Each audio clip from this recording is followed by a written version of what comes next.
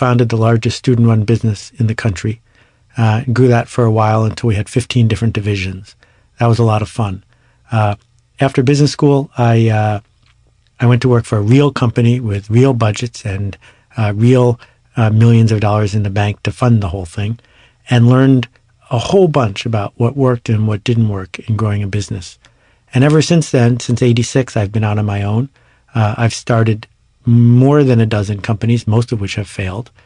Mostly I have bootstrapped, but I've also raised venture capital money. I built a book packaging company that we ran for more than a dozen years. It did over 100 books. And then I started an internet company, which I was fortunate enough to sell to Yahoo with really good timing. And since 2000-ish, I've been out on my own, both starting projects and writing books and blogging. All right, so we definitely have the right guy here. So this month's issue, Seth, as I mentioned to you, is focused on the bootstrap entrepreneur. So the bootstrap startup seems to be holding a spotlight a little bit more in recent memory than in the past. Talk about why you think people are paying closer attention to them now. What's changed in your view? Well, let's be really clear. Bootstrapping is, of course, impossible because it's based on lifting yourself up by your bootstraps. And gravity isn't just a good idea. It's the law. And so, of course, it's impossible to bootstrap yourself. But it turns out it's not. And there are the occasional exceptional stories of people like Jeff Bezos at Amazon who should not have bootstrapped his company. It doesn't lend itself to that.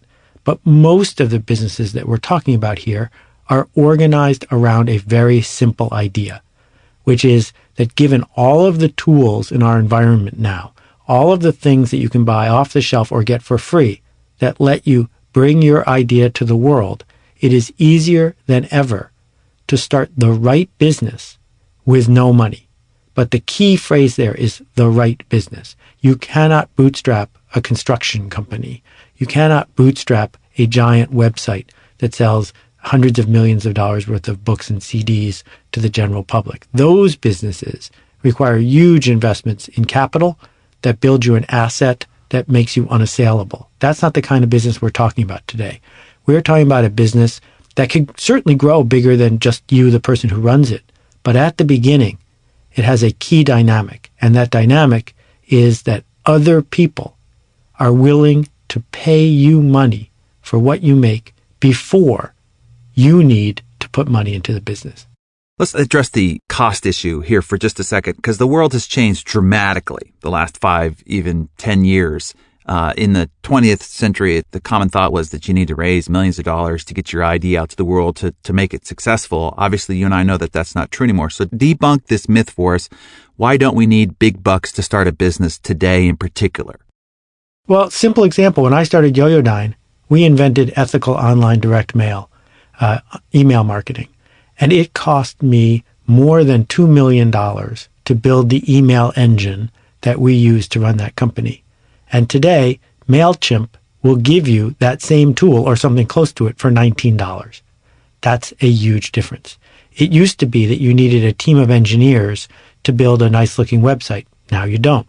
It used to be that all of the tools that big companies used were hidden away from the public. But today, all of those tools are on the web. And so they have access to exactly the same tools that you do.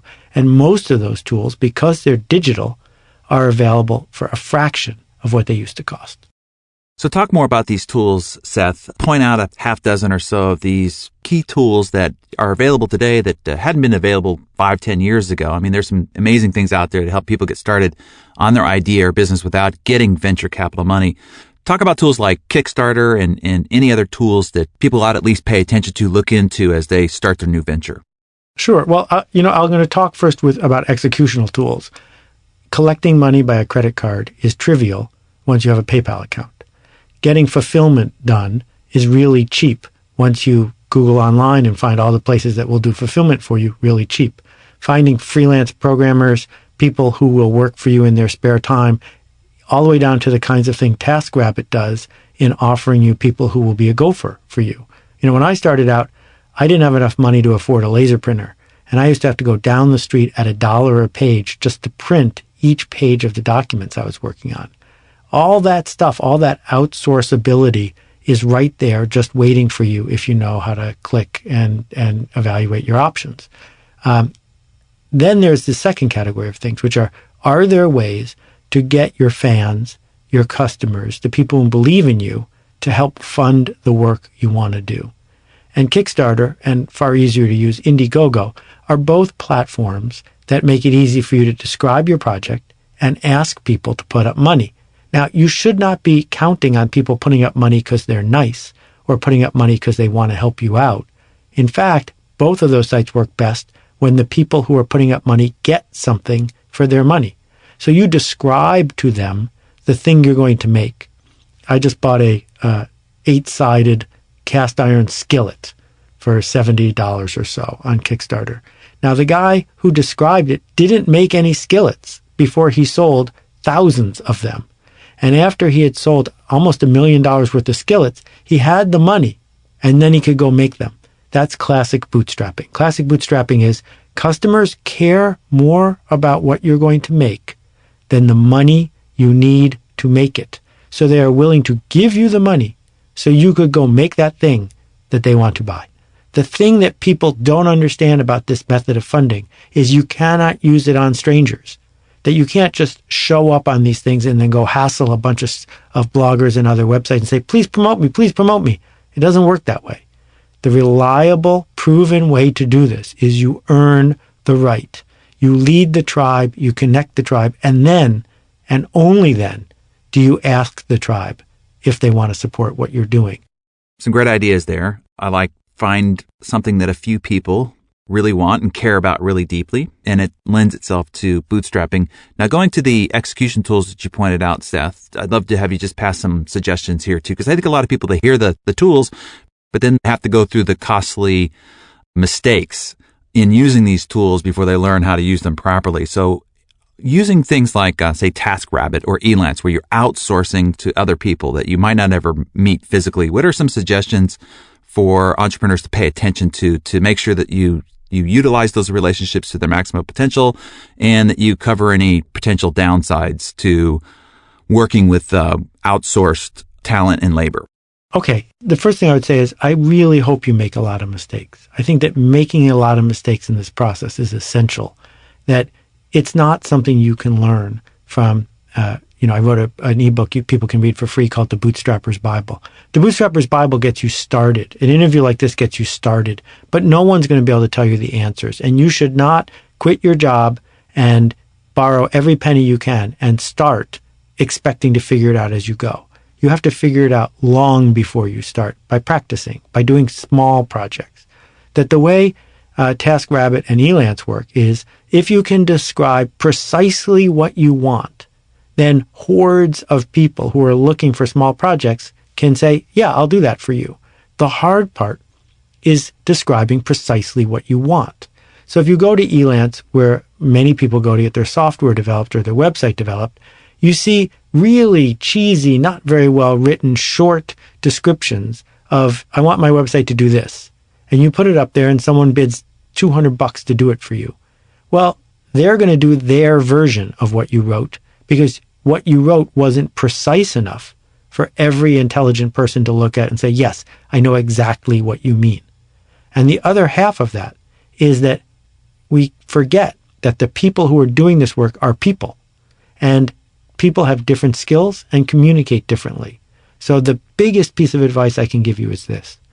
Do tiny little projects, lots of them, until you find someone who understands you and until you find someone who you trust, and then keep working with the same person. The thing that's so essential to remember here, Darren, is your business is not a factory. It is the work of human beings. And if you want to build something that I will pay for, that I will choose to buy instead of the thing I already have access to, it has to be extraordinary. And the only way it will be extraordinary is if it is built by people who have a vision on how to make it better than average. That's great. All right. I want to back up to something you said there and delve into it for just a second. You said, know that you will make a lot of mistakes. Allow yourself, pursue the fact that you're going to make lots of mistakes. One of the biggest obstacles faced by entrepreneurs is fear. The thought usually goes something like, well, what if I invest all my money and all my time and this doesn't work? So I'm curious how you would respond to an entrepreneur who presented you with this as their greatest barrier to getting started. Yeah, don't invest all your time and don't invest all your money. It's pretty simple. There is no effective dummies guide here. If you are looking for a job where you get to pretend you're in charge, you should open a sandwich franchise where they tell you step by step how to put the mayonnaise on the roll. That's not what you're signing up for. You're signing up for an exploration. And the same way you wouldn't quit your job to start a rock and roll band and then start taking guitar lessons, you probably shouldn't invest all your time and money before you've done all of these tasks on your own or for someone else. That we know lots of tricks of the trade in what we are good at. So before you leap into that thing you're not good at, the more time you spend actually doing these things, having a blog just for your fun, having an email newsletter just for your family, figuring out how to process images, design logos, work with editors, work with writers, work with people who do design. You can do that stuff before you invest all your time and all your money. So another danger that I want to point out, just to be sure that we're covering both sides of the argument, we're talking about bootstrapping your entrepreneurial endeavor, but explain the pitfalls when a person doesn't seek outside funding for their business and starts on a shoestring budget. Just to, we're covering both sides. When do you suggest somebody go and seek outside funding, and when is it a mistake not to do so? All right, well, let's talk briefly about the biggest benefit of outside funding. You can buy an asset. That asset could be a machine, a fancy domain name, a lease on a perfect location. It might be the ability to hire great agencies and others who work for cash only. These are assets that can be purchased. And what we see is if you know how to put those assets to work for you, raising money from the outside makes perfect sense. But you must remember that professional investors, not amateurs like your aunt, but professional investors, are doing it for only one reason, because they want to get out of the investment and get their money back times 10. That's what they want. So the minute you raise outside money, you have already sold your company. It just hasn't happened yet, but it will happen as soon as the investor can make it happen, because that's why she invested. And it's a mistake to build a lifestyle company, to build a company where you want to work for the rest of your life, where you are not hell-bent on building something to scale and to sell and raise money from a professional. Now, on a bootstrapping level, here is the giant mistake. It's a mistake I made, and it's one I repeat over and over again because people still don't get it. There is a difference between a freelancer and an entrepreneur. Freelancers get paid when they work. You get paid by the hour. Entrepreneurs make money when they sleep. Entrepreneurs build something bigger than themselves. You cannot easily do both at the same time. And the reason is, if you try to do both, the entrepreneur who's so worried about saving money will always hire the cheapest freelancer in the room, and that is you.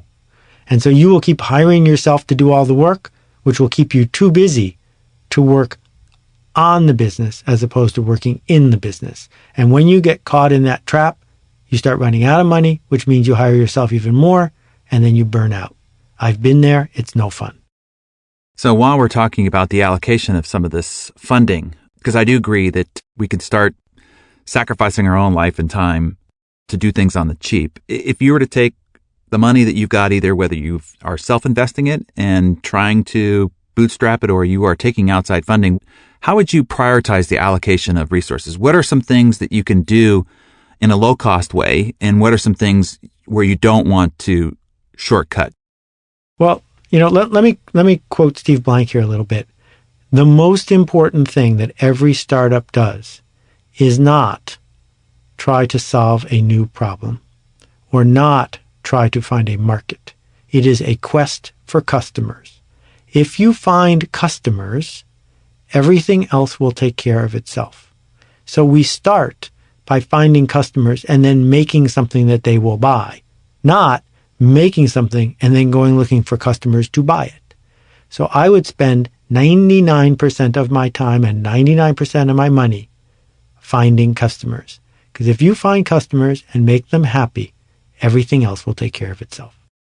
So as we start to wind down, Seth, of all the things that we've talked about when starting with little to nothing to get our business going, based on your experience, give us a couple of need to know pieces of advice, things that could make the difference between success and failure of our shoestring venture. I would say that the first thing you need to do is figure out which human beings in your life are going to actually help you with moral support and encouragement, and which people in your life you shouldn't talk to, because you're not going to be able to persuade the skeptical until after you succeed, so don't even try. Number two is, I would say, that the idea of picking yourself, of saying, I made this, is really difficult. And spending some time doing it in the small is really important. I spend a fair amount of time talking to musicians, and it's fascinating to see how many are waiting to hear from A&M Records, how many want Motown to call them on the phone. It doesn't take anything today to record your own music and put it on iTunes. It's trivially easy, but they have a mental block about picking themselves. They want the external authority to say, I picked you. And what happens when you talk to people like my friend Amanda Palmer, who have picked themselves, is they have no intention of ever going back. It's the best thing they ever did. So if you can pick yourself for free, if you can pick yourself without quitting your day job, go ahead and do it, because it's the action of doing that that will undo so much of the anxiety you have about starting. Seth, since you've helped so many people with their entrepreneur efforts and worked with so many in the development of their new ideas, share a couple of stories, success or failures of entrepreneurs who started their business with not much to speak of, as a way of encouraging those that are listening through these stories and examples that it's possible for them too. I was walking down 6th Avenue in New York City about 5 years ago with one of my kids, and I realized that I had been on a sales call in every building on both sides of the street for 9 blocks in a row. And I had been rejected from almost every single one of them. I got 900 rejection letters in a row the first year I was in the book business. And after I started Yo-Yo-Dine, probably the most vivid story is when I finally got a meeting with Levi Strauss to sell them $1 million ad campaign. And I flew out to San Francisco just to see them. And there was a guy in the office waiting when I was waiting. And the person we were supposed to meet with came out, and he looked at the other guy and had decided he didn't want to meet with him. So he pretended that they had never had a meeting scheduled. And he turned to me and said, "You can come on in." So I already knew I was in trouble. And I go into the guy's office, and we were within 3 days of being out of business. We were within 3 days of being out of money. And I pull up my laptop and I start talking him through our PowerPoint deck. And I'm not making this up, Darren. The laptop bursts into flames and smoke starts coming out of the laptop. Well, I was in the middle of switching from one laptop to another that week. So without missing a beat, I closed the laptop, put it in the garbage can, and took out my backup laptop from my backpack and continued the presentation.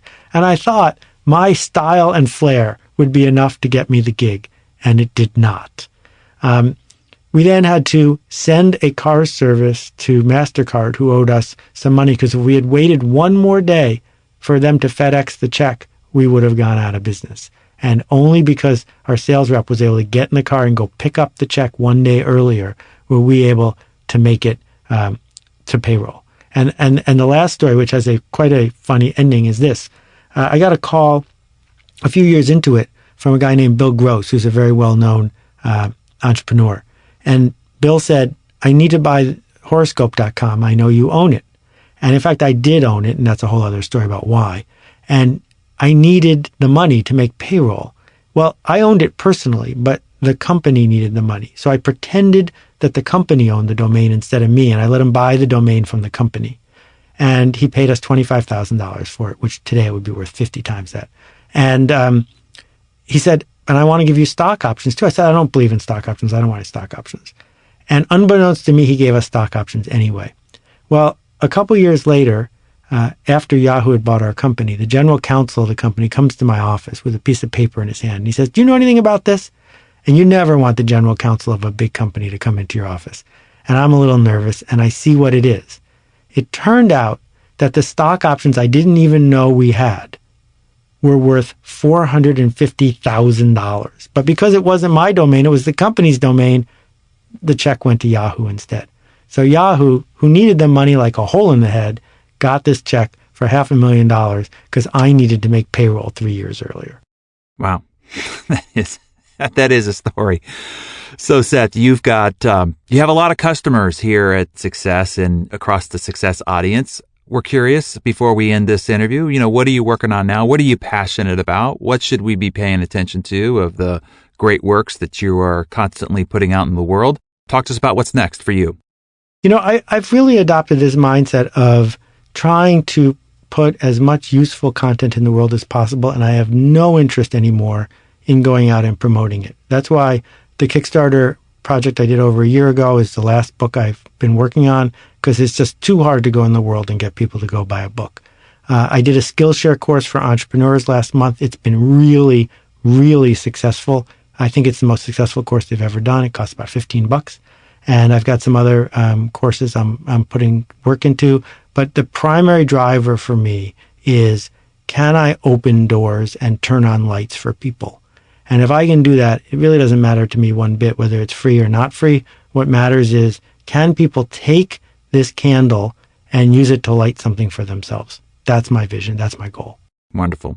Well, before we do let you go, if people listening are inspired and encouraged and enlightened, as I'm sure they are after listening to you and to this interview, if there's one thing that they could put on a Post-it note right now to remember as they're going through the early stages of building and growing and trying to make a success of their bootstrap venture, what would you have them write on that post?